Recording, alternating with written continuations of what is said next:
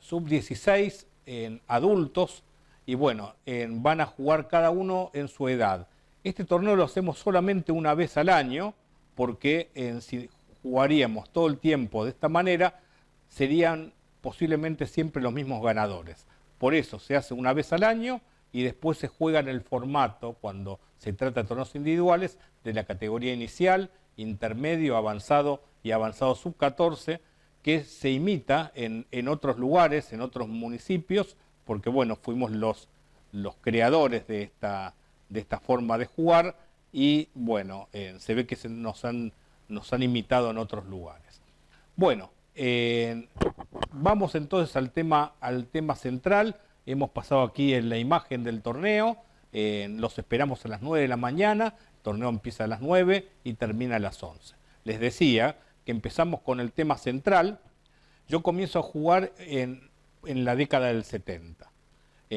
Corría esos años donde a nivel internacional el campeón mundial era Boris Spassky y jugaba en el año 1972 el famoso match contra Bobby Fischer en Reykjavik. Y bueno, de esa manera Bobby Fischer, que era un jugador norteamericano que tenía un permanente ascenso, y luego termina llegando a la cúspide en ese torneo. Bobby Fischer había jugado muchos torneos en Argentina por los 60 y llega entonces en su plenitud, ganándole matches 6-0 a Taimanov y Larsen y después un match creo que 6-2 a Tigran Petrosyan, ex campeón mundial, y llega a ser el campeón mundial. En ese entonces, en la década del 70, había un furor enorme en la Argentina por el ajedrez, influido totalmente Bobby Fischer, que era un jugador carismático y extravagante, y entonces la gente se volcaba de lleno a los clubes. Al llegar a los clubes en la década de 70, yo siendo un niño y ya a temprana edad, veía que los jugadores mejores de la Argentina eran Miguel Naidor, que había venido de la Segunda Guerra Mundial a Buenos Aires desde el año 39, conocido como el Viejo. Fue conocido como el Viejo desde que yo jugué al ajedrez hasta los años de su muerte por los 90. Siempre era el Viejo Naidor. Por ahí terminó muriendo en los 90, pero ya se le decía viejo desde los 50. Él mismo se autodefinía como el Viejo Naidor. Y después estaba Oscar Panno, que por los años 50 fue campeón mundial juvenil y a partir de allí tuvo un permanente ascenso, llegando a estar entre los 10 mejores jugadores del mundo. Y después había surgido por la década del 60, finales de 60 y 70, Miguel Ángel Quinteros, que era un joven gran maestro, que ya, bueno, él se autodefinía como el número 1 de Argentina porque era el jugador profesional, el que vivía permanentemente jugando torneos en Europa y en Estados Unidos. Bueno, y finalmente dentro de un escalón parecido estaba Jorge Rubinetti, estaba también Sanguinetti. Sanguinetti era un gran maestro, logró el título cuando termina de jugar su carrera ajedrecística, el mérito la FIDE se lo otorgó, había llegado a jugar algunos torneos, algún torneo interzonal, estando en la mitad de tabla en esa final del campeonato interzonal entre los mejores quizás 15 o 20 del mundo. O sea, había 3 jugadores o 4 jugadores en Argentina de un nivel muy importante en la década de los 70 a nivel mundial. Claro que no existía la gran cantidad de jugadores que hay hoy en el mundo del ajedrez, pero había jugadores, no sé si alguno como Naidor o como Pano llegaron a estar entre los primeros 10 y 20 del mundo. Después, en el caso de Quinteros y Sanguinetti, quizás en un siguiente eslabón.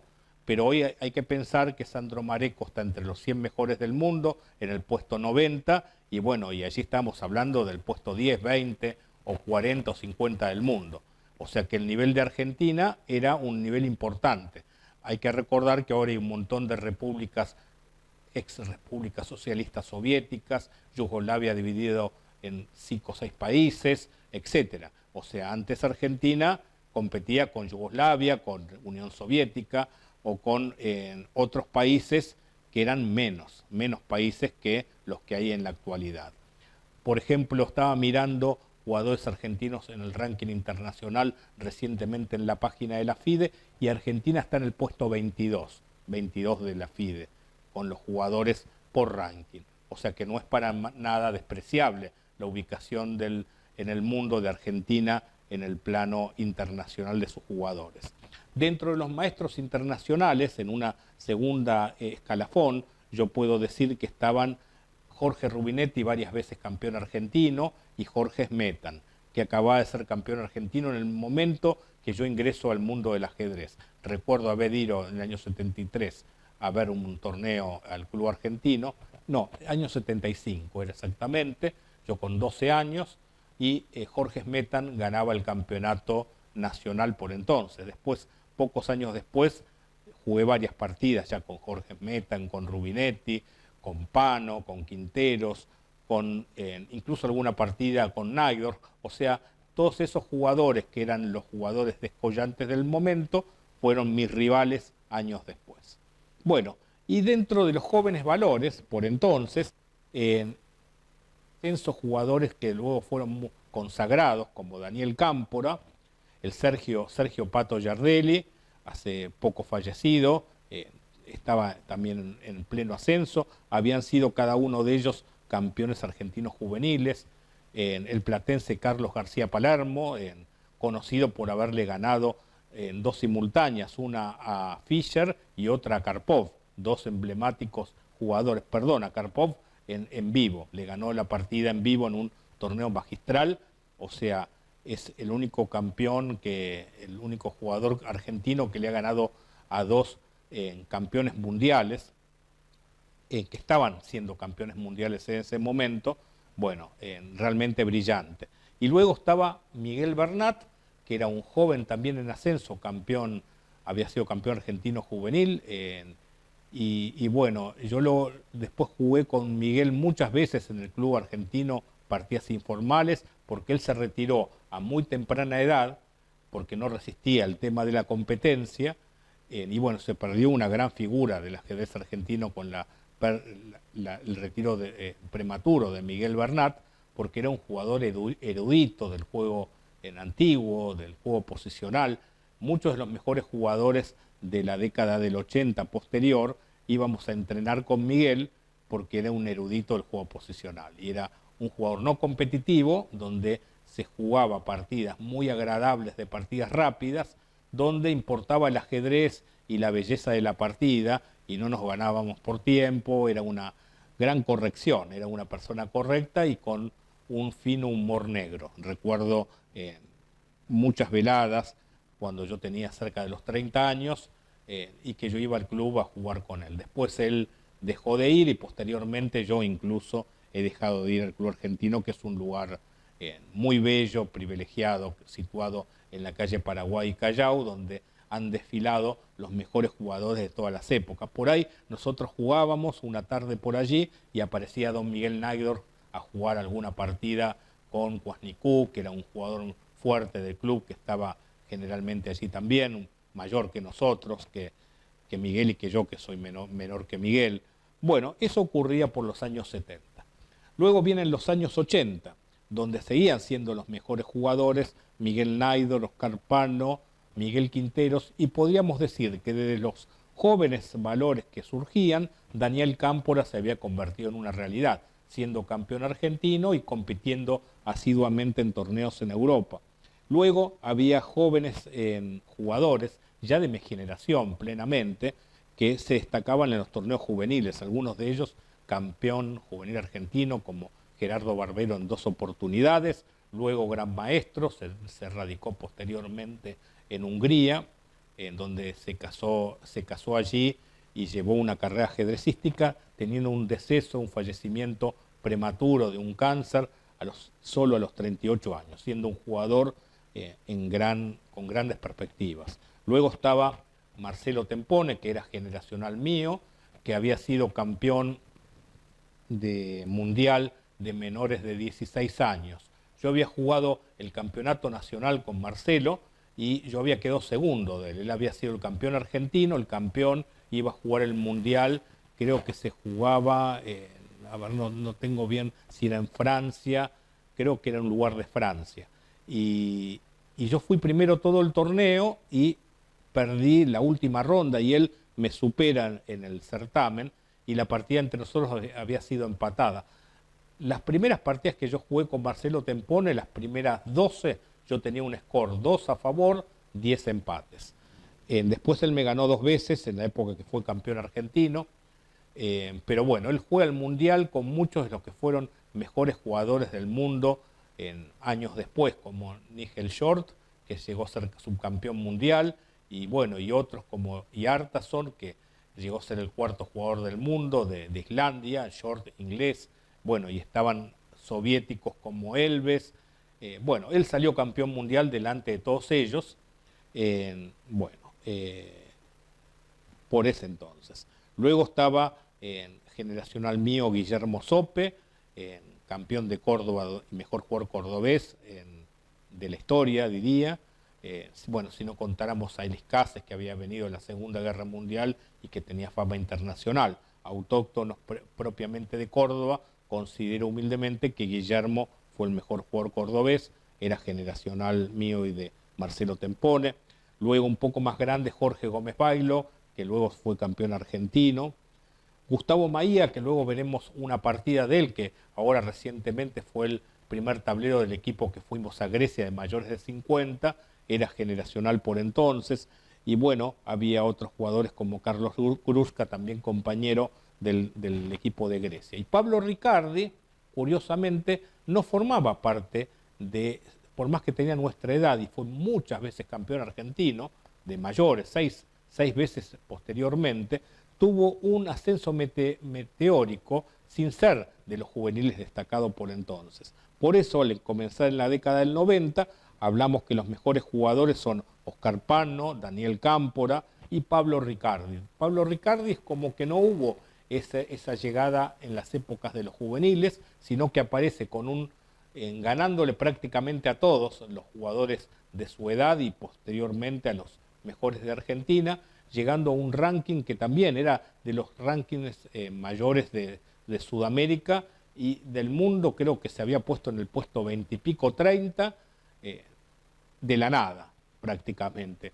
O sea, por un par de años prácticamente sin perder partida, como que le empezaba a ganar a todos. Y allí, bueno, él fue muchas veces campeón argentino directamente, mientras seguían siendo, como digo yo, en los 90, Pano, Cámpora y Riccardi los mejores jugadores, y fluyen y surgen jugadores jóvenes en un gran ascenso como Pablo Zarnicki, por entonces que se clasificó campeón mundial en juvenil, un torneo que se hizo en la Argentina, y luego fueron campeón mundial por equipos de menores de 26 en un torneo que se hizo en Brasil, en Pablo Riccardi y otros jugadores generacionales. El otro gran jugador generacional de Pablo Riccardi era Hugo Spangenberg, que yo había entrenado cuando él tenía 12 años. Fue campeón argentino más joven a los 18 años de edad, campeón argentino absoluto. Bueno, y en los finales de los 90 aparecen otros jóvenes que luego fueron grandes maestros, cada uno de ellos, como Rubén Felgaer, Peralta, Diego Flores y en Alonso.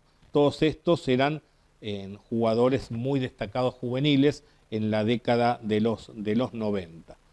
Bueno, había otros también generacionales, luego tuvieron se destacaron, como Claverie posteriormente.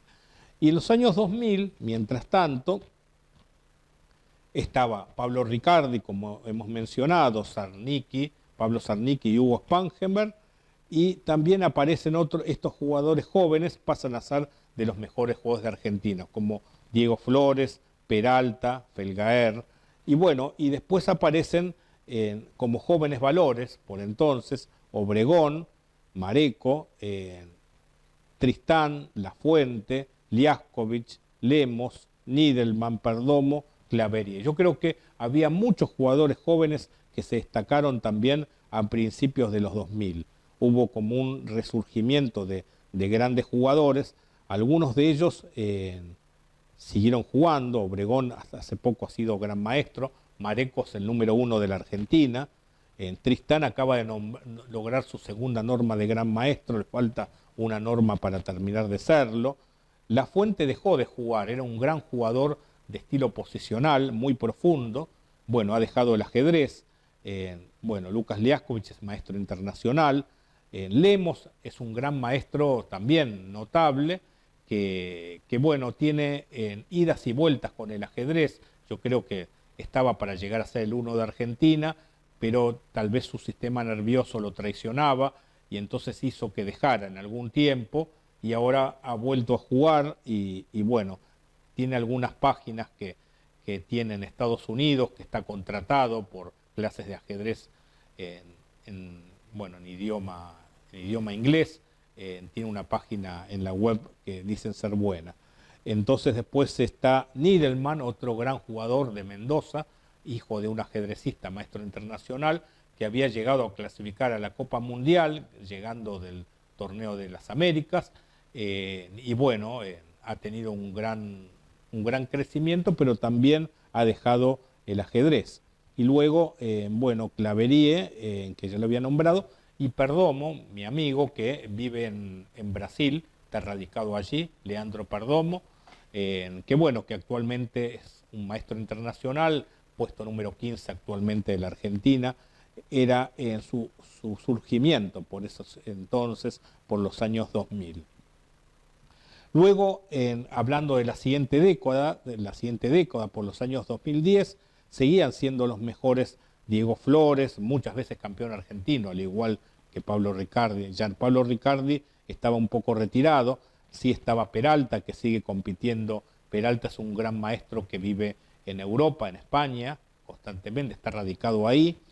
Diego Flores, en cambio, es un jugador de acá, de Junín, donde no sale del país, curiosamente, salvo jugar las Olimpiadas, algún torneo puntual, pero hace su vida acá en Argentina y bueno, fue muchas veces campeón argentino, a pesar de que otros tienen más experiencia internacional. Es como que se agranda y en el campeonato nacional impone su impronta. Y después, bueno, es muchas veces en representante olímpico del equipo argentino y bueno, y sale bien en los torneos estos a nivel sudamericano porque clasificó en varias instancias a la Copa del Mundo. Diego Flores, bueno, es un jugador, diría yo, más nacional, más made en Argentina que otros, como por ejemplo Mareco, que hace gran parte de su campaña en Europa. Bueno, y estábamos hablando de los 2010, también Felgaer, en el principio de los 2010, hasta que se retira y se instala en Chile, donde, bueno, es el maestro de un importante empresario, queda allí en Chile y, bueno, se dedica más que nada a la enseñanza. Ahora recientemente ha vuelto a jugar algún torneo. Y bueno, también a comienzos de los 2010, entre que era de los mejores y dejaba, estaba el caso de Lemos, y bueno, luego surgen figuras jóvenes, descollantes, diría yo, como Alan Pichot, que había sido campeón mundial de menores de 18 años, y luego tuvo un crecimiento sustancial para encontrarlo entre los mejores jugadores de Argentina al breve tiempo. Lo mismo ocurrió con Pérez Ponza, un crédito de Zárate, también brillante jugador, recibido también al mismo tiempo de economista o de contador público recientemente, o sea, una persona muy, muy talentosa. Y luego aparecen jóvenes maestros en gran ascenso, como Pablo Acosta, un joven de Salta, y después está Sebastián Hiermito, que es un jugador de Vicente López, también con un gran crecimiento y alguna norma de gran maestro, y Crisa, también otro jugador representante de Obras, como Hiermito finalmente representan a AISA, Obras AISA, y bueno, también son jugadores sumamente fuertes.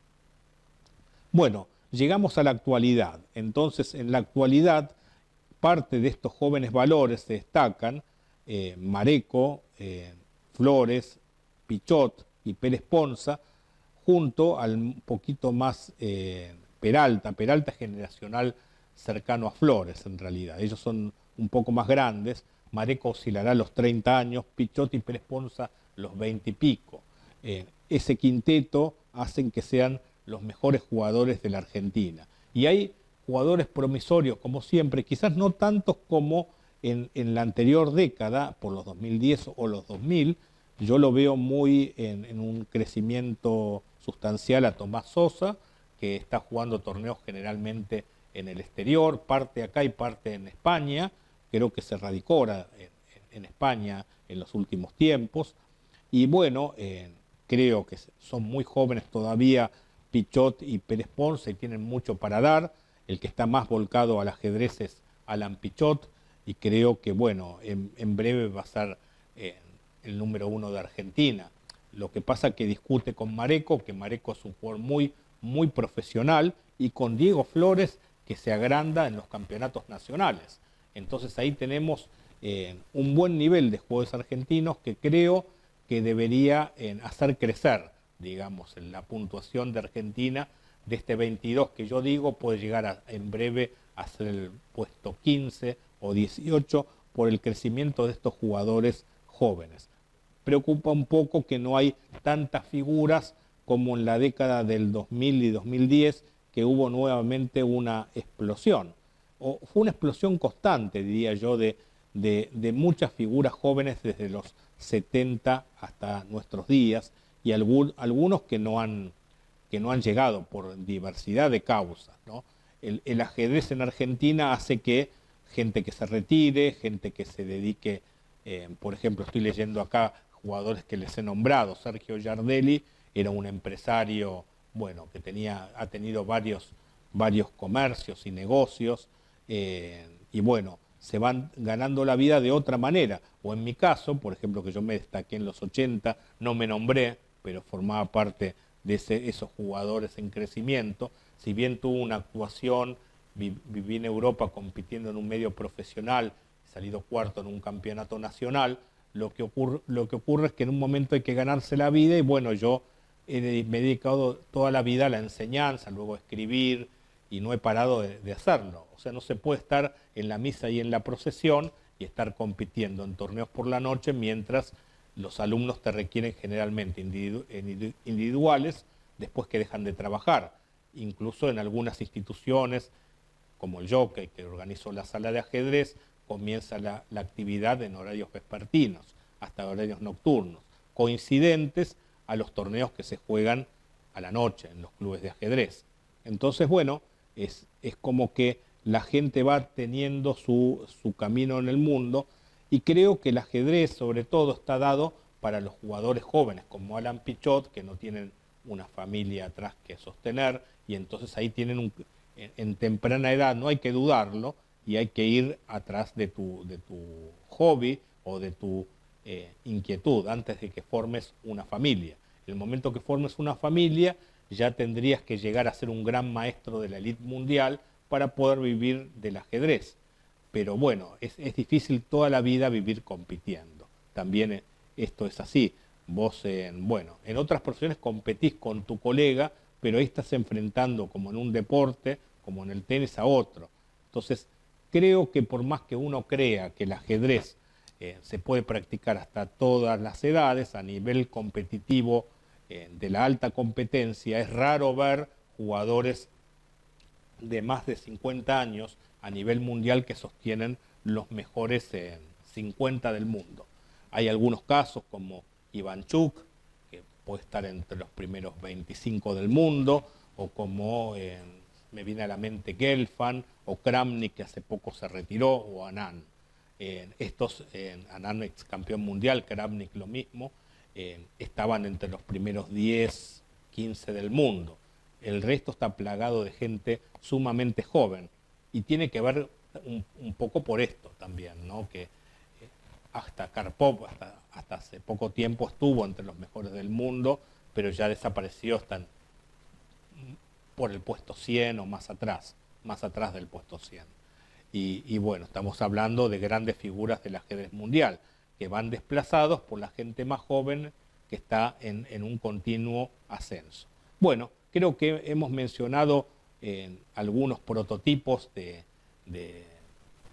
por qué la gente no se dedicó al ajedrez en full time. Y bueno, hay de todo, entre todas las personas que nombré, hay un mundo.